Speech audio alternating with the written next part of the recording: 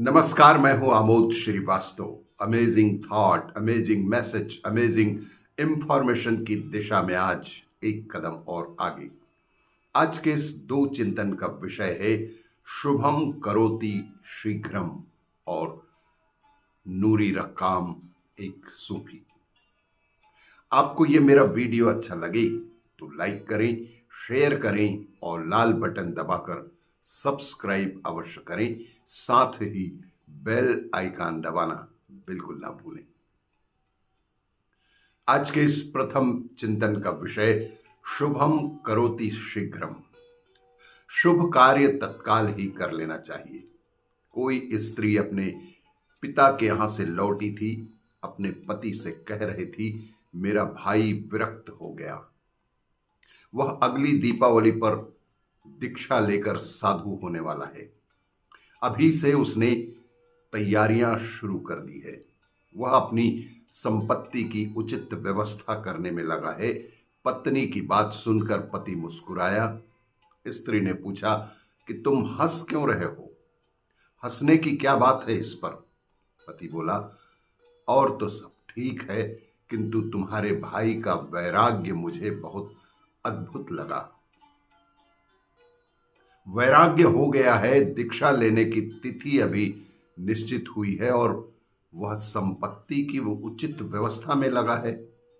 भौतिक संपत्ति में बुद्धि और इस उत्तम काम में भी इतनी दूर की योजना। इस प्रकार की तैयारी करके त्याग नहीं हुआ करता। त्याग तो सहज ही हुआ करता है।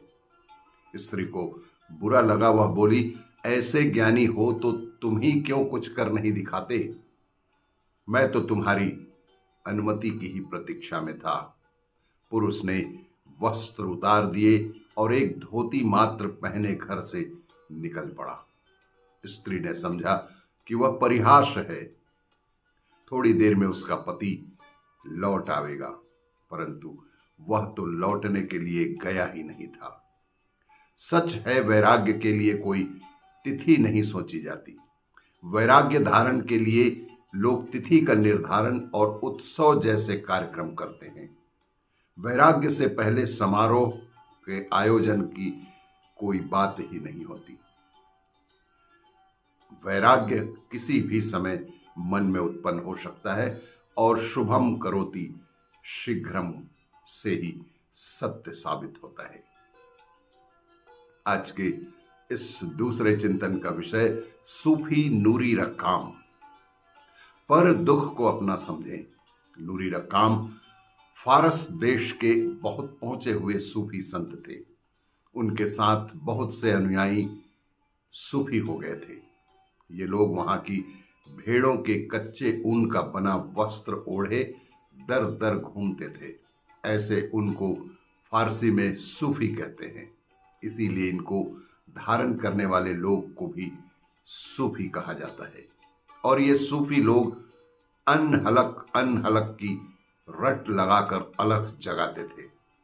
अनहलक अर्थात अहम ब्रह्मास्मि, यानी मैं ही ब्रह्म हूं का समानार्थी शब्द। तात्कालिक शासक ने सूफी संत नूरी रकाम को देशद्रोही ठहरा दिया और काफिर कहकर सजाए मौत सुना दी। अदालत का हुक्म था कि पहले दूसरों को कत्ल किया जाए और बाद में सबसे अंत में सूफी नूरी रकाम को। जल्लाद अपने हाथ में नंगी तलवार लेकर आया। जैसे ही उसने दूसरों पर वार करने की तलवार उठाई, सबसे पहले सूफी रुकी नूरी रकाम ने उनकी जगह अपने आप को पेश कर दिया, और वह भी अत्यंत ही प्रसन्नता एवं विनम्रता से। चूंकि सजाए मौत सार्वजनिक रूप से दी जाती थी, अतः वहां इकट्ठे सैकड़ों लोग सकते में आ गए। खुद जल्लाद भी भौचक्का रह गया कि उसने कहा, ऐ नौजवान, एक तो तुम्हारी बारी अभी नहीं आई है, दूसरे तलवार कोई ऐसी चीज नहीं है जिससे मिलने के लिए लोग इतने व्याकुल हों।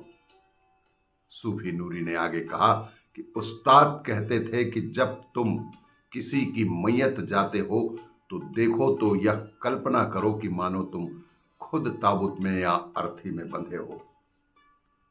जिंदगी खेल है, मोहब्बत श्रेष्ठ है। मौत आए तो मित्र के आगे हो जाओ, जीवन मिलता हो तो मित्र के पीछे हो जाओ। इसे ही हम सच्ची प्रार्थना और पर दुख को समझने का कारण मानते हैं। आपको ये मेरा वीडियो अच्छा लगे तो लाइक करें, शेयर करें और सब्सक्राइब अवश्य करें। धन्यवाद।